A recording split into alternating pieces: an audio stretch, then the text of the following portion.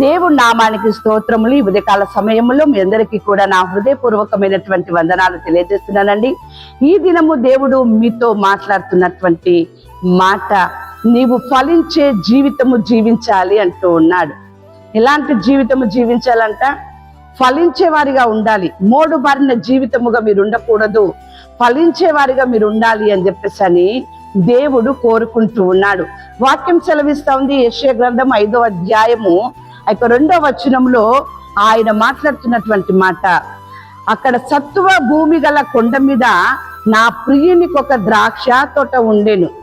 ఆ ద్రాక్ష తోటలో, ఆ సత్తువ కలిగిన భూమిలో ఉన్నటువంటి ద్రాక్ష తోటను ఏ విధంగా చూసుకుంటున్నాడంటే, ఆయన దానిని బాగుగా త్రవ్వి రాళ్లను ఏరి అందులో శ్రేష్టమైన ద్రాక్ష తీగలను నాటించెను. ద్రాక్ష పండ్లు ఫలింపవలనని ఎదురు చూచుచుండెను గాని అది కారు ద్రాక్షలు కాచెను. ఏమండి, సత్తువ కలిగినటువంటి ఆ యొక్క భూమిలో ఆయన రాళ్ళను ఏరాడట. ఇంకా ఏమైనా వ్యర్థమైన ఉన్నవేమో వాటన్నిటిని కూడా ఆయన త్రవ్వి రాళ్ళనన్నిటి కూడా ఏరి శ్రేష్టమైనటువంటి ద్రాక్ష తీగలని నాటించాడట. ఎందుకు నాటించాడు? ద్రాక్ష పండ్లు ఫలింపవలనని నాటించి ఎదురు చూచుచుండెను గాని అది కారు ద్రాక్షలు కాచెను.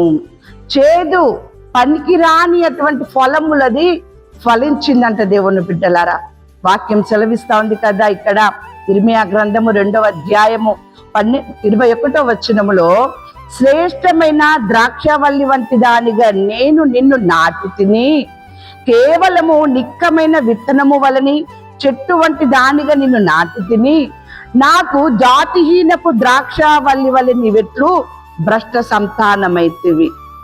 ఏమి నాటాడటండి? సత్తువ గల భూమిలో శ్రేష్టమైన ద్రాక్షవల్లిని నాటాడట. ఆయన రాళ్ళను తీశాడు, వ్యర్థమైన వాటన్నిటి కూడా తీసివేసి చక్కని ఫలము, శ్రేష్టమైనటువంటి ఫలమును ఇవ్వాలని చెప్పేసి ఆయన చక్కని విత్తనములు వేసి ఆయన దాన్ని నాటితే అదట జాతిహీనపు ద్రాక్షవల్లి వలె నీవెట్లు భ్రష్ట సంతానమైతివి. దేవుని బిడ్డలారా గమనించండి. దేవుడు నీవు మంచి ఫలములు ఫలించాలని కోరుకొని నిన్ను ఈ భూమి మీద మరి ఎక్కువగా సజీవ సంఖ్యలోనే ఉంచినాడు. నిన్ను తల్లి గర్భములో నిన్ను నాటినాడు.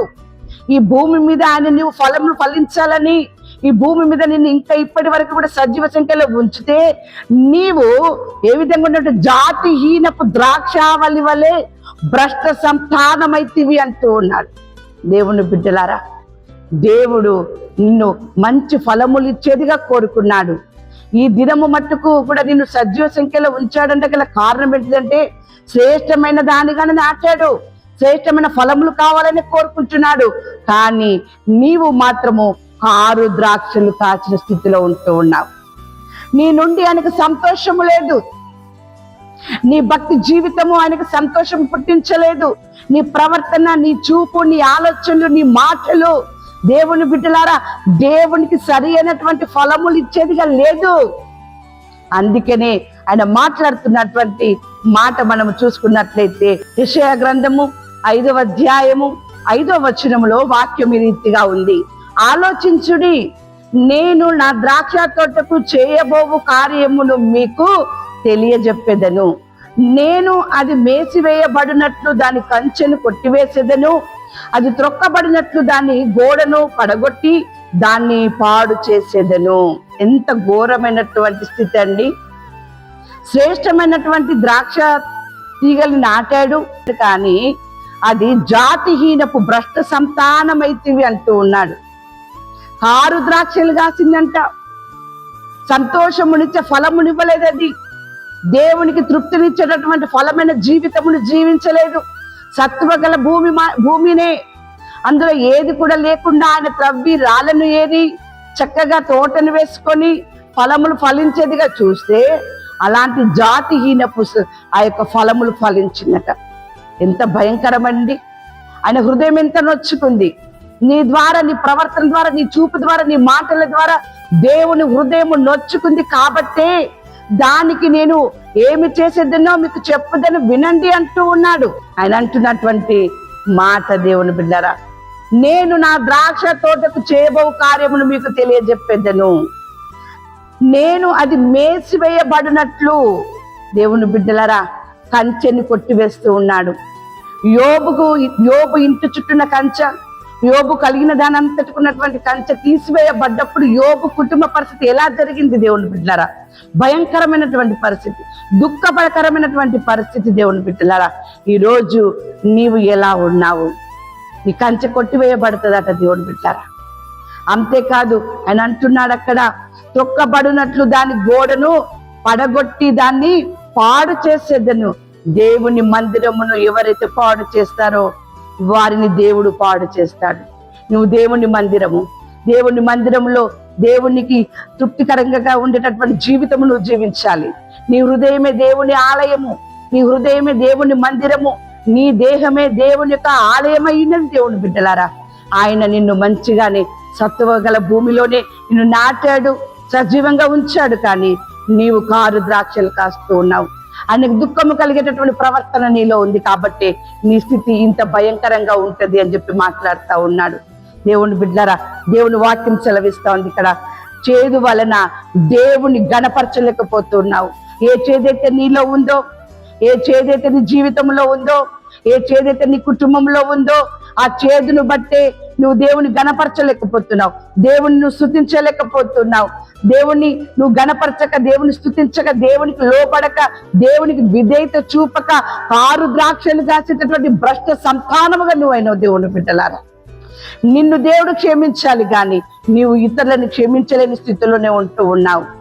దేవుని యొక్క వాక్యం సెలవిస్తోంది, దేవుని యొక్క మాటలు విన్నవారు, దేవుని బిడ్డలుగా జీవిస్తున్నటువంటి వాళ్ళు తన ఎదుట వారిని క్షమించేవారిగా ఉంటారు, శత్రువులను క్షమించేవారిగా ఉంటారు, వారిని ప్రేమించేవారిగా ఉంటారు, వారి నిమిత్తమే ప్రార్థన చేసేవారిగా ఉంటారు. కానీ నీవు భ్రష్ట సంతానముగా కారు ద్రాక్షలు కాసేటటువంటి స్థితిలో నువ్వు ఉన్నావు. దేవుని బిడ్డల, ఎంత ఘోరమైనటువంటి పరిస్థితి దేవుడు మీకు కలగచేయబోతున్నాడు. ఈ ఉదయకాల సమయంలో దేవుడు మిమ్మల్ని హెచ్చరిస్తూ ఉన్నాడు. ఈ దినమున దేవుడు మీకు ఒక అవకాశం ఇచ్చాడు. సమయం ఉండగానే మీ బ్రతుకును మార్చుకోండి, సమయం ఉండగానే మీ ప్రవర్తన మార్చుకోండి, దేవునికి విధేయత చూపించండి, దేవుని దగ్గరికి రండి, దేవునికి లోబడండి, మీ పాపములు మీరు ఒప్పుకొనండి. అప్పుడు దేవుడు మీ భారాన్ని అంతటి కూడా తీసివేస్తాడు, మీకు సులువైనటువంటి స్థితిని కలగజేస్తాడు, ఆనందకరమైనటువంటి స్థితిని ఇస్తాడు దేవుని బిడ్డలారా. అంతేకాదు దేవుని యొక్క వాక్యం సెలవిస్తా ఉంది, ఎప్పుడైతే మీ పాపములు మీరు ఒప్పుకుంటారో ఇది మొదలుకొని నేను మిమ్మల్ని ఆశీర్వదించేదని అంటూ ఉన్నాడు. యోబును ఆశీర్వదించిన దేవుడు మిమ్మల్ని కూడా ఆశీర్వదిస్తాడు. దేవుని బిడ్డలారా, మిమ్మల్ని ఆశీర్వదించాలి అంటే దేవునికి అసహ్యమైనవి ఏవైతే మీలో ఉన్నాయో వాటిని తీసివేసుకోండి. నీవు దేవునికి ఉపయోగపడేటటువంటి ఫలములు ఇచ్చేటటువంటి స్థితిలో మీరు ఉండాలి దేవుని బిడ్డలారా. అప్పుడే దేవుడు మిమ్మల్ని ఆశీర్వదిస్తాడు. ఉదయకాల సమయంలో దేవుడు మీతో మాట్లాడుతున్నటువంటి మాట, ఇర్మియా గ్రంథం 17వ అధ్యాయము 8వ వచనం, యెహోవా వానికి ఆశ్రయముగా ఉండును, వాడు జలముల యొద్ద నాటబడిన చెట్టు వలె నుండును. ఎంత అద్భుతమైనటువంటి మాట! జలముల యొద్ద నాటబడినటువంటి చెట్టు వలె నీవు ఉంటావు. దేనికి భయపడదది, దేనికి భయపడది, పాపం మానదు దేవుని బిడ్డలారా.